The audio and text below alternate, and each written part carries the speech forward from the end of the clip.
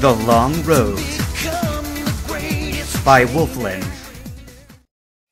Whatever apprehension Stephen held at the start of Victory Road disappeared quickly as his chosen pathway wound down deep into the cave. Calling on Cladle to provide some gentle illumination as the darkness took hold, it became apparent from the quiet stillness that most trainers sought to avoid the very depths of the cave that he enjoyed so much.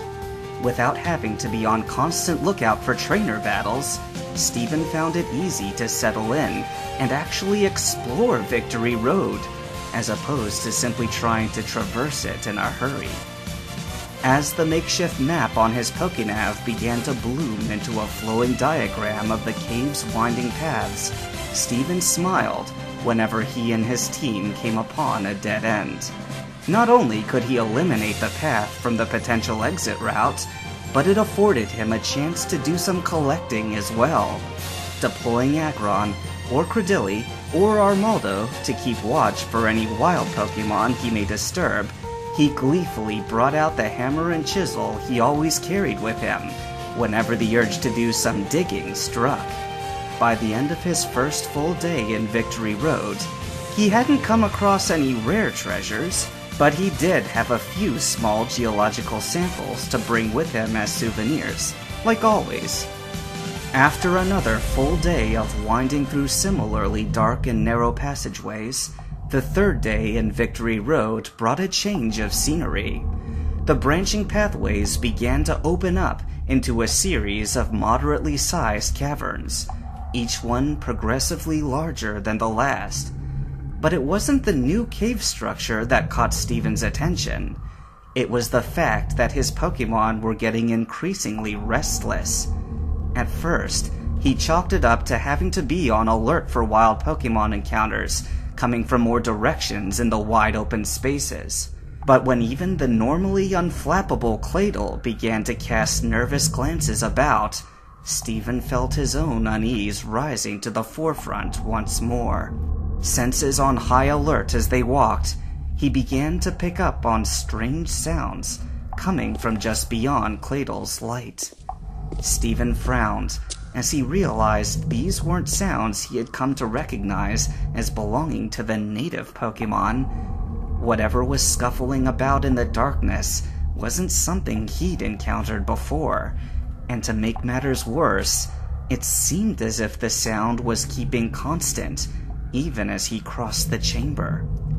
With a silent signal, he bade Cladle to stay close as he put his back up against the closest stone pillar and waited. The scuffling continued for only a moment longer, and then it stilled. That settled it. The source of the sound was following them. Grimacing at the implication, Stephen hefted a Pokeball in his hand. Hostile Pokemon, or trainer using cheap scare tactics, he wasn't going to be intimidated. Meeting Cladle's gaze, he nodded. Time to go on the offensive. Flash! As his Pokemon let loose a blinding burst of light, Stephen shielded his eyes and threw the Pokeball. Aggron, take care of our visitor! Aggron let loose a deafening roar as it scanned the brightly lit cavern for any sign of the source of the mysterious noise. But when Stephen didn't hear Aggron charge after anything, his brow furrowed in confusion. He waited tensely at his Pokemon's side until the light from Cladle's flash faded from view behind his eyelids. Blinking his eyes open against the darkness, he caught Aggron's expression mirroring his own. The cavern was empty. The encounter left him rattled, and as he recalled Aggron to its ball, Stephen couldn't decide if they should proceed through these caverns with the utmost caution until they uncovered the whereabouts of the mysterious presence, or if they should throw caution to the wind and try to rush through to get away from whatever was lurking in the shadows. Cladle whistled a low note at its trainer's unease, and Stephen gave a nervous smile. Let's keep moving. It's probably for the best if we can get out of these caverns and back into the tunnels before we have to make camp for the night.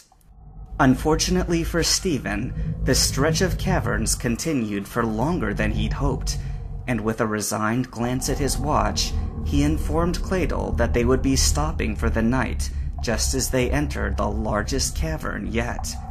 Even though the scuffling sounds had not made a return since the initial incident, there was no telling if they had outpaced the unknown visitor or not. Regardless, Steven knew this was the right call. He had long since learned that pushing yourself and your team to exhaustion in the depths of a cave was not the smartest decision. Choosing a small ring of boulders as their shelter, Steven swung his pack from his shoulder with a groan. The long hike today was especially taxing, given how little they'd stopped through this section of the cave. After starting a small fire for some heat, he found a seat on top of one of the smaller rocks and pulled out his Pokénav. He made note of the caverns they covered, and was thumbing through the rest of his map when Cladle's hollow cry rang out an alarm. Quickly pocketing the device, Steven looked up to find his partner staring across the fire. Whatever had Cladle's attention was just out of view, and he cautiously peered into the darkness to try to see what his Pokémon had already spotted. Suddenly, two yellow eyes snapped into view, gleaming in the flickering light. A vicious snarl echoed around the space, and Cladle hovered close to his trainer protectively, fixated on the new threat. Steven shifted to rise to his feet, but a voice from behind sent a chill down his spine. Don't move, pretty boy." The voice was close and practically oozing with the same dark aura as the mighty hyena that bristled just across the campfire. A thin, sharp object pressed against the side of his neck. "Just do what we say, and no one gets hurt." A second voice melted out from the shadows, along with its owner, and Steven finally caught a glimpse of the intruders. A ragtag group of trainers stepped into view. Some were young, some were older, and they seemed to run the gambit when it came to style and Pokémon choice. The only thing they shared in common was the dirty and disheveled state of their clothes that told him they'd spent far more time in these caves than he. Any thought that this might be some sort of elaborate scheme plotted by the League as part of the challenge melted away when he saw the bloodthirsty smiles they wore beneath weary eyes. These trainers clearly had their own plans, namely a self-organized ambush intended to catch rival trainers unaware.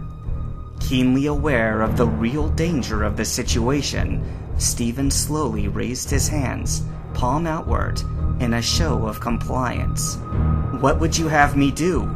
"You're gonna recall that Cladle, and if you try anything funny, Cacturn here is gonna sink its needle through your jugular." Emphasizing its trainer's point, the pressure at Steven's collar shifted ever so slightly as the Scarecrow Pokémon cackled with a soft, raspy tone.